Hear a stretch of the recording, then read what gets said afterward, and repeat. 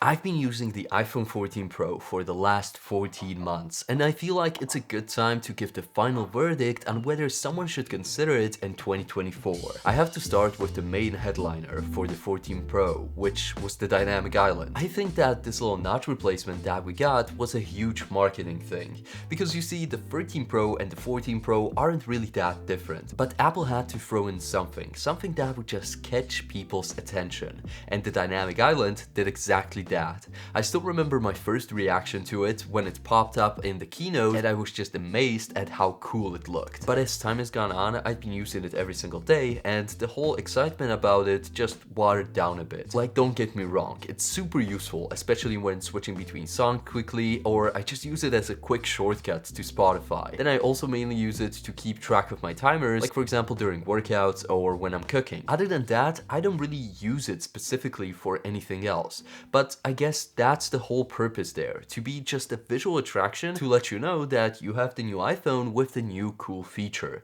And I think the dynamic island did this really well, especially compared to the 15 Pro this year, which only added the action button, which most people are not even going to use. Like, I think the coolest thing that you're actually getting with the dynamic island are the little animations that are just there during regular activities, like for example taking a phone call when it displays the waveforms from both the sender and the receiver, or just the little details when you're for example listening to music or podcast with, again, those little waveforms being the correct color to match the album art. The next big thing that the 14 Pro brought was a big camera upgrade to 48 megapixels. This was a huge jump because many generations before that Apple was using still the same old 12 megapixel sensor. The only thing you can improve without upgrading the sensor is the software, and Apple worked really hard to really nail this. But the problem came when they actually upgraded the sensor to 48 megapixels, because all of their previous software was aimed and calibrated for the 12 megapixel sensor. But when they are upgraded, they just didn't have enough time to also upgrade the software. That means the new sensor was just using the old one, which meant it was over sharpening a lot of pictures at the very start of iOS 16. It actually only got fixed when an update to iOS 17 came out.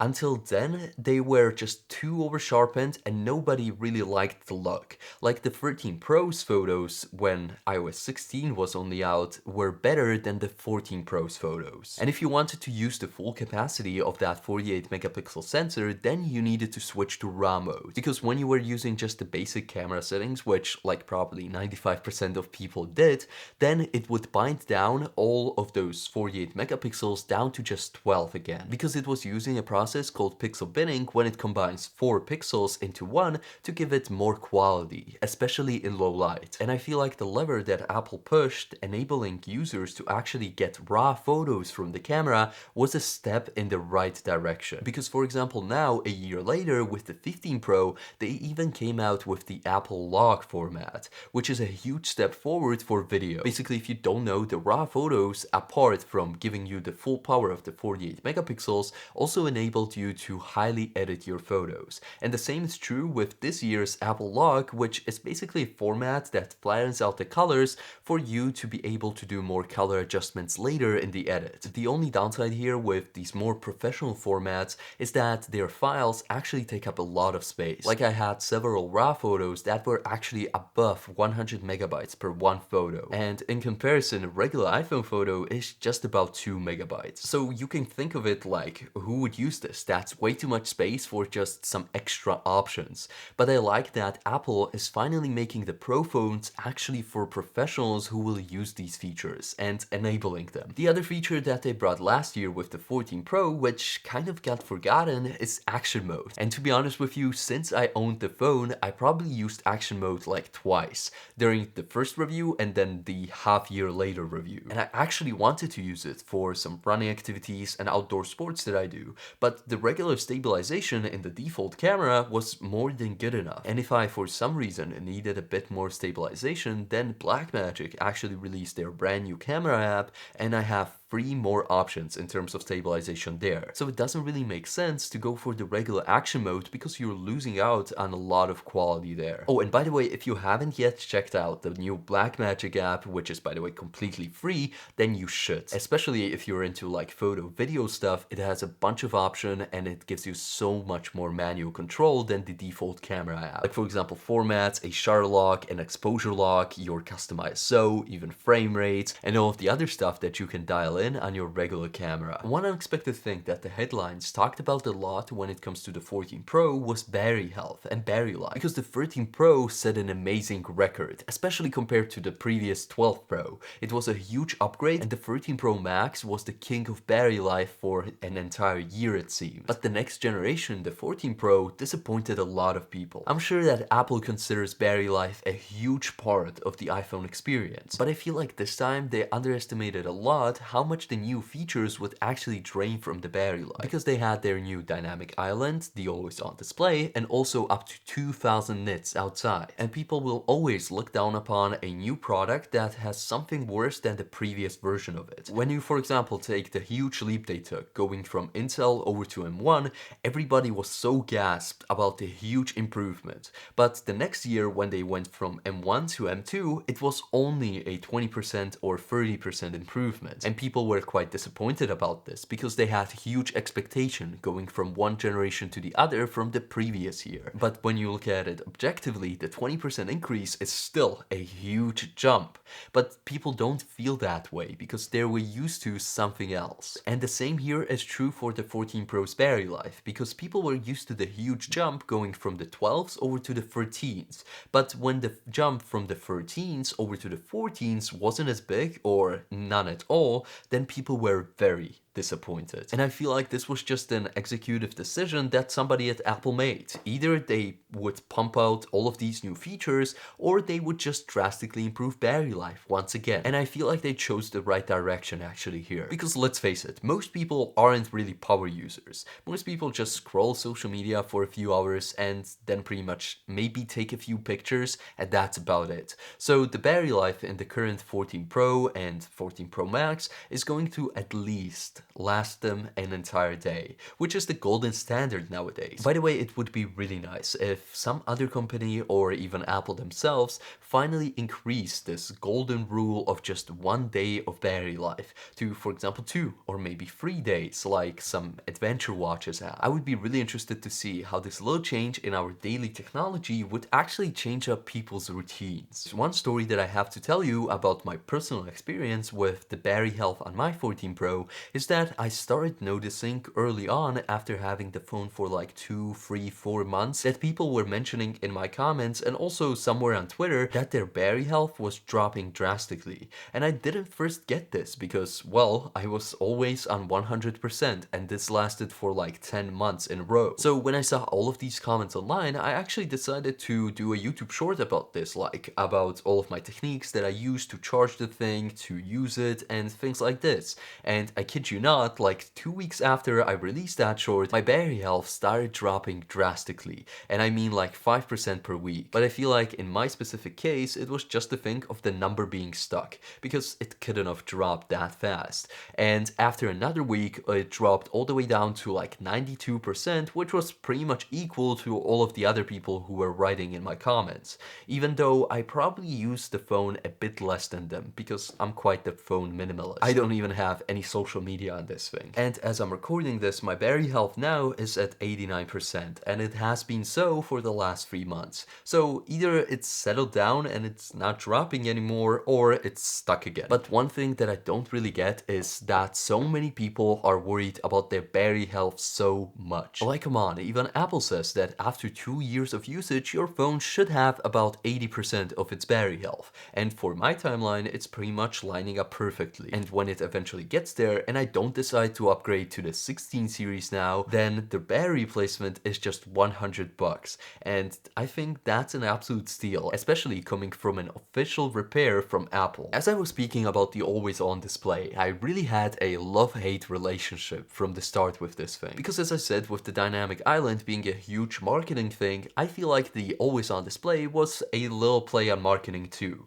Because Apple wanted to do this in their own way. Not like all of the other Android competitors who use their blacked out screen with only their text on. Apple took another route of having also the wallpaper on, which was at first really visually appealing and really looked cool in the stores, but as I started using it, I really started to hate it. It was really nice to look at, like, don't get me wrong there, but it was way too nice to look at. When I was working, I would always just glance at my phone when it was faced up and I would think that, oh, it's probably on. And you guessed it, eventually Apple just gave in and started using the mode that all of the Android phones were using too. Because, well, they apparently figured out the best format after all of those years of having it. And I'm using it like this every single day, and it's been awesome. Because most of the time now, if I don't want to get distracted by my phone, I simply lay it down face down and it just turns off the entire always on display experience. I also mentioned the big upgrade in nits that this phone got, which was up to 2000 in broad daylight. And as I'm using this phone on the daily, I pretty much forgot that they actually upgraded this because the phone has been bright all of the time.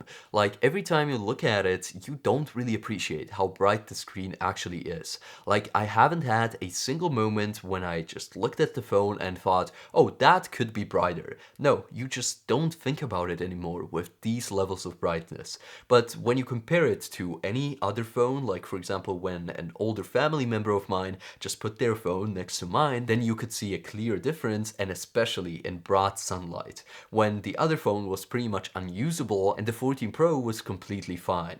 But the other thing that I wanted the 14 Pro mainly for was the 120Hz ProMotion refresh rate. Because you see, I was holding on to Android phones until the iPhones went over to 120Hz, because I thought, well, if I'm going to spend this amount of money on a phone, it better be worth it with all of the features that I needed. And I almost pulled the trigger on the 13 Pro when the really nice deep green color came out in the spring. But then I just told myself that, oh, you can wait another 6 months until the next generation comes out. It's probably going to have USB-C, which it didn't. The 15 Pro got USB-C, and it's probably going to have a better camera. So I waited out for the 14 Pro and I didn't get USB-C as I said, but at least I got a better camera, the dynamic island, always on display, and many other things that I really enjoyed about this thing. And the display was pretty much the best thing that I could have hoped for. I'm really now thinking about what else could they add to the iPhone to make it even better. Because I think with the 14 Pro and especially the 15 Pro now, Apple really reached like peak phone. I don't really know what they could add with the 16 Pro that would make it even better. Like I guess they could have added like a fingerprint sensor on the glass itself, but then again, I feel like that's a step backward going from Face ID. And I have to say this, when I compared the new 15 Pro in the stores with my 14 Pro, I actually liked the stainless steel sides on my ones a little bit better. And this might totally be to the factor that, oh, I'm just trying to hold off buying another iPhone for another year and just sticking with my one and just rationalizing it in my head. But I feel like the 14 Pro is a bit nicer to hold, which might go against a large number of people because everybody just likes those really nice soft edges. But I think the 14, 13 and 12 feel the most premium with its brick-like design. And I also feel that the stainless steel sides, which are all glossy compared to the new matte titanium ones, look a bit more like jewelry. I don't really know how to pronounce that word. It's this. But one thing that I would still like to have from the 15 Pro is the way lighter design. Like when I compared the 14 Pro and the 15 Pro, like having each one in each hand, I could clearly tell the difference between the weights of these things. Another unexpected thing that I didn't really think about when buying a new iPhone was how much of an Apple fanboy I'm going to be. When I was a vivid Android user, an Apple hater, all of my friends were always telling me that, oh, just go for an iPhone, it will make your life so much easier. easier. And I just didn't believe them, because with Android you got all of the customization in the world, and you also could have loaded any app on your phone that you wanted. But with Apple products, it just seemed so limiting, because you couldn't really get anything you wanted on there without Apple's approving hand. But here's the argument that I have for convincing you that iOS is actually better than Android. And I know this is gonna ruffle some feathers, but I just like how iOS is quality over quantity. Like, you can find millions upon millions and the exact app that you need on the Play Store from Google. But when you come to the App Store on iOS, then you're going to get only just a few apps, but all of those are going to be super polished and just look apart. Let's face it, if you're making an app as a developer, you are probably going to develop for the iPhone as the first main phone that you focus on, because there are just a few models to choose from, and you're going to make sure that it works perfectly on all of those models. And for Android, like, yeah, if you're developing for something like Samsung, you can do the same. Like, again, you're probably only going to be focusing on the main flagship phones, because even Samsung themselves makes like 50 phones a year. So the iPhone apps are going to have more time dedicated to them, which means the quality is going to be that much higher. But one thing that I don't really like about it is that pretty much every good app has some sort of subscription that you pretty much need. And I have to say, Apple Pay is way too easy to use. It's probably the same case with Google Pay, but you can just double tap, show your face to the camera, and you pay right away. I feel like I've paid for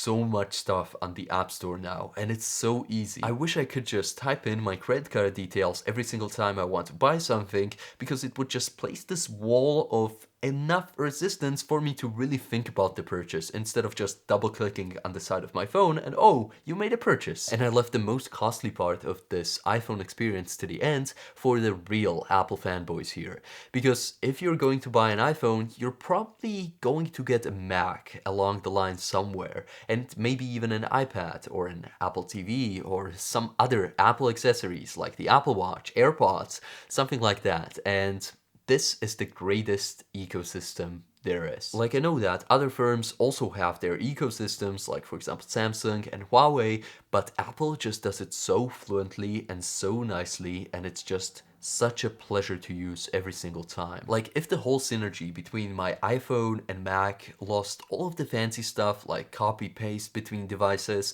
all of the Apple apps like Apple Notes just synced between them instantly, and it just retained AirDrop, I would probably still go for these two to just have that feature, because AirDrop is so freaking good. Like, if you haven't had the experience of bringing photos over from an iPhone to a Windows computer, then man, you don't know what pain is. The last time I did it, it literally took me 2 hours to bring over one video, because it just kept on failing all over again. Then it had another problem and another problem, and I know it's probably just Apple gatekeeping all of the files to actually bring you to switch over to a Mac, but once you are on the platform, it's so nice, and everything just works so seamlessly together. If you're used to an app on an iPhone, it probably has a Mac interface that's very similar to it, and you get used to everything just working out of the box, which is really the magic that Apple offers.